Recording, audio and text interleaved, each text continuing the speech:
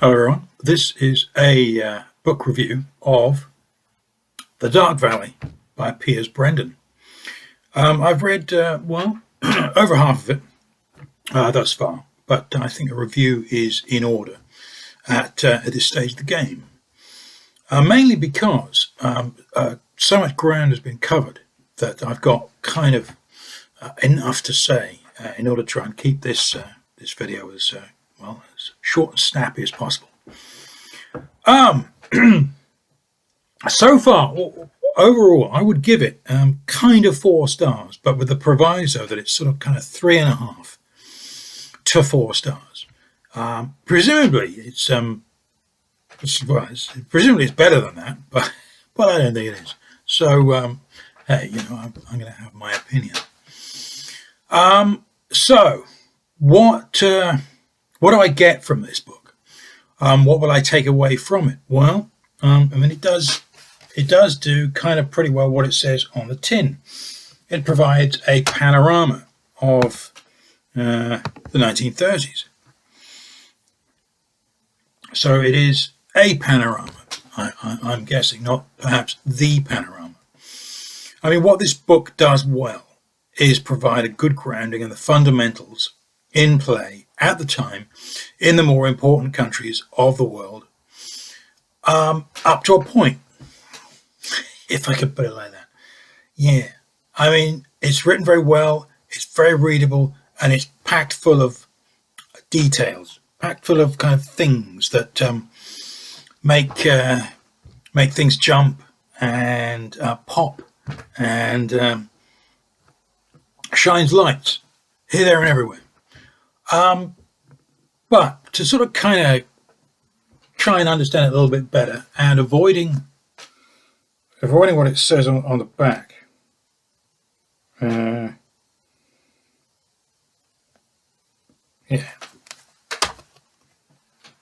Ditch all that stuff. It starts off, it's divided up into little parts made up of subsequent chapters. So part 1, and the little name for each of them, part 1 is called Approach. And we do get some idea of what was happening in the 1920s, naturally enough. However, Mr. Brendan cites World War I as an Armageddon, where most things, in fact, began for real.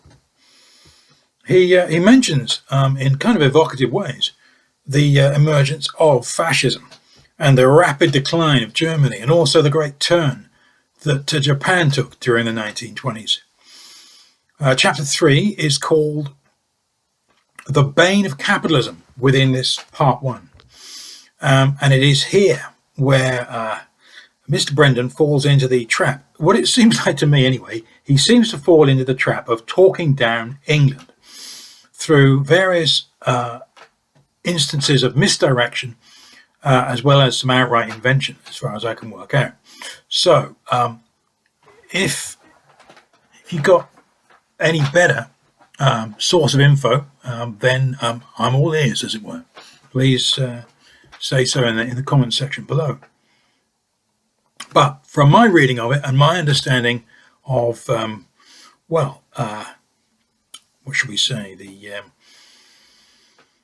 my impressions of things, or my experience of information and history writing, is, was there a British-centered economic depression in the 1920s? Well, I don't think there was. I really don't. There were 300,000 job losses in the coal mining industry and 1 million job losses in total across the older established industries in England. But there was also much innovation and advance in electronics, hydroelectric power, for example, and technically more advanced manufacturing and light industry. Lots of higher purchase were happening in the 20s into the 30s for all sorts of basically kind of, I don't know whether you can call them proto-gadgets, but gadgets, just like the vacuum cleaner or something. I mean, in the past, before the war, vacuuming was with a brush, like a dustpan brush, as you may well know. There you go. There's the carpet. That's your job, kind of thing. and then the Hoover. Anyway, in fact, during the 1920s and 30s, 2 million jobs were created in this particular sector of the British economy. So, that seems to be a bit of a problem. He proceeds to talk about British coal mining in various ways, or rather in other ways. I mean, I wonder why. He talks about low wages. Apparently there were low wages in the coal mining industry, but my reading from George Orwell's The Road to Wigan Pier says that coal miners were some of the highest paid people in industry, perhaps up to twice as much as Brendan quotes. Why? And he also mentions class. And yeah. Okay, once again.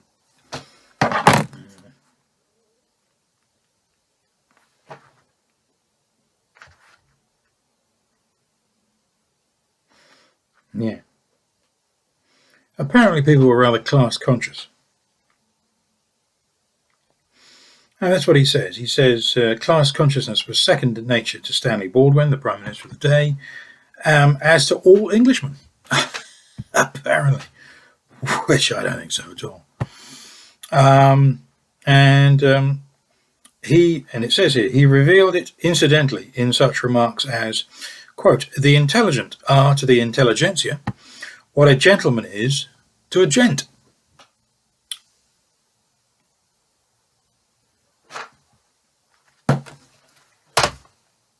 Okay.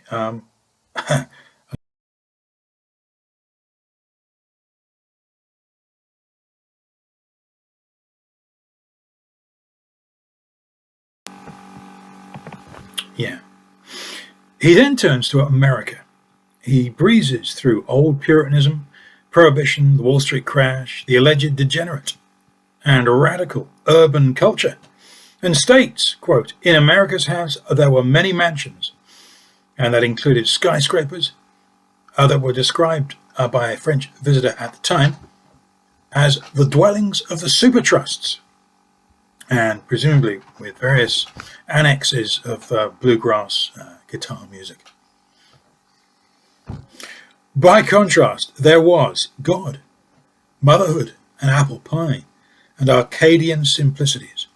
Herbert Hoover described the farmers of America, a breed set apart from, quote, the insidious forces of moral degeneration, which are such corroding influences in the life of our great cities.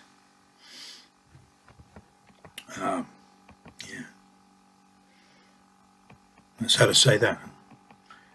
There are some heady pages about Wall Street.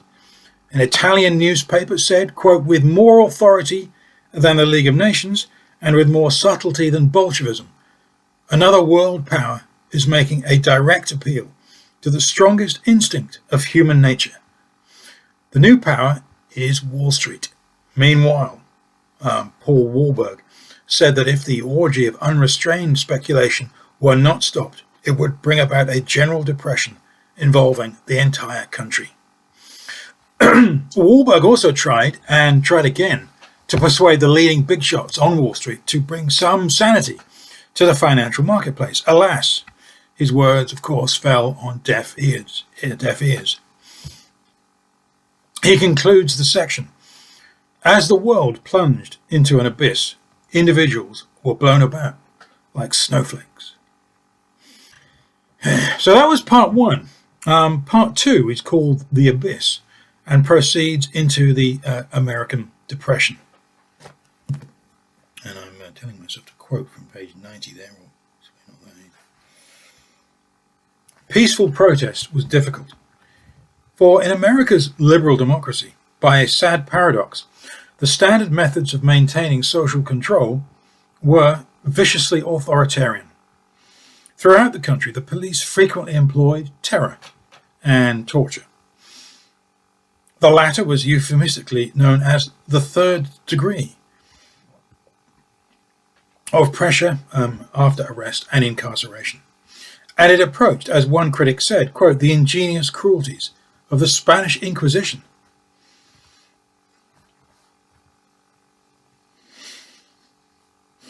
Policemen were apt to treat the unemployed as hobos, pickets as criminals, demonstrators as insurrectionaries, which might indeed be somewhat the case. But the various private armies which industrialists recruited to protect their interests, such as that created by Henry Ford after the fatal Dearborn riot in March 1932, or Pennsylvania's murderous coal and iron police, were little more than gangs of hoodlums. They were a brutal byproduct of the approach towards industrial relations memorably summed up by R.B. Mellon, Andrew's brother. You couldn't run a coal mine without machine guns. At times, Americans even anticipated techniques later refined by the Russians. In Oregon, for example, political agitators were sent to lunatic asylums.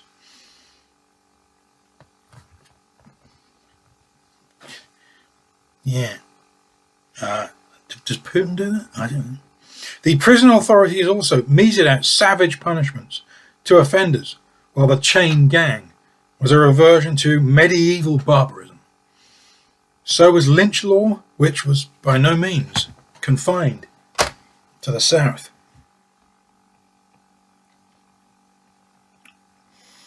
He then gets as far as Roosevelt in the chapter, who apparently regarded principals as good servants but bad masters.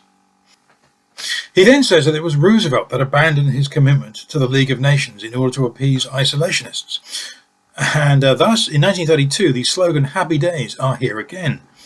But of course, that commitment to the League of Nations may well have been Roosevelt's personally, but not the American government, or which government back in the day did take the League of Nations, did take America into the League of Nations, but the Senate didn't vote for it, and therefore America never properly joined the League of Nations at all from quite early on. So, yeah, there's that. What follows is well enough known to hindsight. By 1928, Hitler seemed to have faded into oblivion. In May elections in Germany, the National Socialist Party won only 2.6% of the vote. Goebbels later called Hitler's rallies the divine services of our political movement. There follows a chapter on Italy and then France, whose press is described as the most vicious and corrupt anywhere. Apparently French schoolchildren were taught to believe their country was the heir to Rome. Yeah, how about that? Who knew, huh? Having said that, most people, however much they cherished their revolutionary tradition, accepted the status quo in France and were unmoved by political extremists of both left and right. Yeah.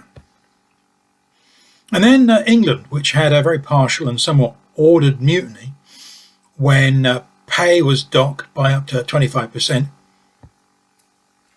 News and rumours spread across Europe. Communists in Russia were bewildered by the affair. They assumed that the British proletariat, forced by the bourgeoisie to bear the burden of the capitalist crisis, would respond with revolution, and they could not understand why there were no acts of violence, arrests, or executions.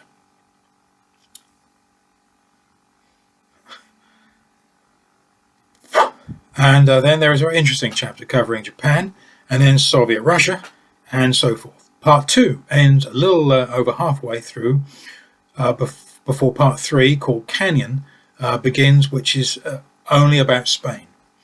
Part 4 returns to the already mentioned countries, and then to the conclusion. It's all very enlightening if you have very little knowledge of the fundamentals happening in these important other countries. Perhaps, depending on which one you happen to be born and raised in. But there we have it. That's my reading of it so far. I don't know whether you call that anecdotal or just giving us some idea of the kinds of things that he comes up with. I mean, there's some pretty strong stuff there and some pretty fundamental, if not profound stuff. And this is why I was going to kind of give it 4 stars, and I suppose I ought to be tempted to give it more than 4 stars. But the rather tame doffing of the intellectual cap to movements, shall we say, in England is is disappointing. I mean, I don't need to be told lies for any kind of political reason. You know, I bought a book, a history book, to be told about history, to understand what's going on, what's happening, and the forces occurring, and any individuals who are particularly significant and important, and so forth. Not to just double check things once in a while, just make sure that was the case. And I paid, well, I would have paid $22 had I paid $22 for this. If this is an American edition, oddly enough, the American paperback edition from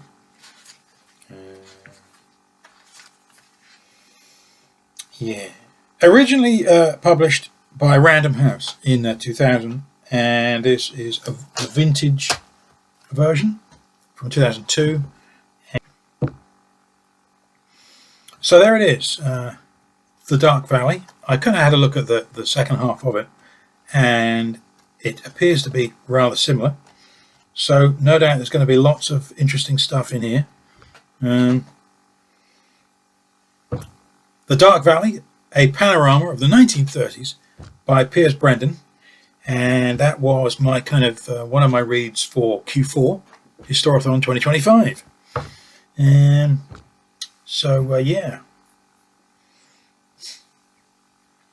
Please like and subscribe and comment, and say anything political if you want, or if you dare. Yeah. Yeah. I don't like politics. Yeah. Politics is something like I try to understand what is politics. What is it all about? It's our collective business. It's our collective business. Now, our collective business is whether we should dual carriageway the A47. I mean, all of it, as soon as possible, or in stages, or what, some way or other, and wait for funding or something like that. Everything's got its priority. Should we have 3 new ambulances, or a bridge over the A47 for cyclists or something? That kind of thing.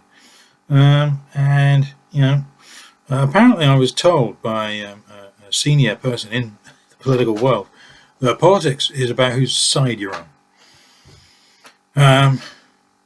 Which seems a bit lousy to me. It doesn't really seem like a very good idea, and certainly not very Christmas. So anyway, on that note, Merry Christmas to one and all, near and far, and yeah. So the intelligent are to the intelligentsia what a gentleman is to a gent. The intelligent are to the intelligentsia what a gentleman is to a gent. What is a gentleman to a gent? One and the same or something? But the intelligent are one and the same with the intelligentsia? What am I missing? Is that something to do with class? Perhaps there are different classes. One of which is an intelligentsia class. And perhaps that's not necessarily therefore a gent or gentleman, or anyone else, or any other term or description. Anyway, it doesn't seem particularly meaningful and relevant to anything to do with class, which of course is just merely imaginary rankings in people's minds. I mean, there is no class system in England since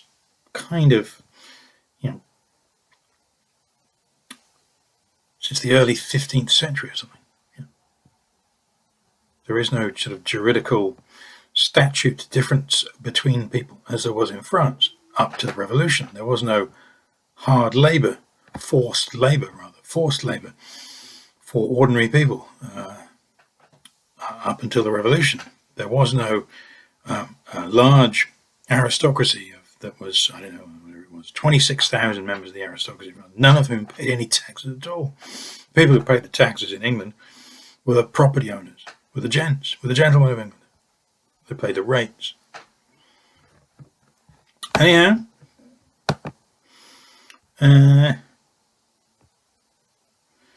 Brendan. Mr. Brendan, he then slanders, or is that libels, Winston Churchill, which I'm sure did not appear in the Andrew Roberts biography.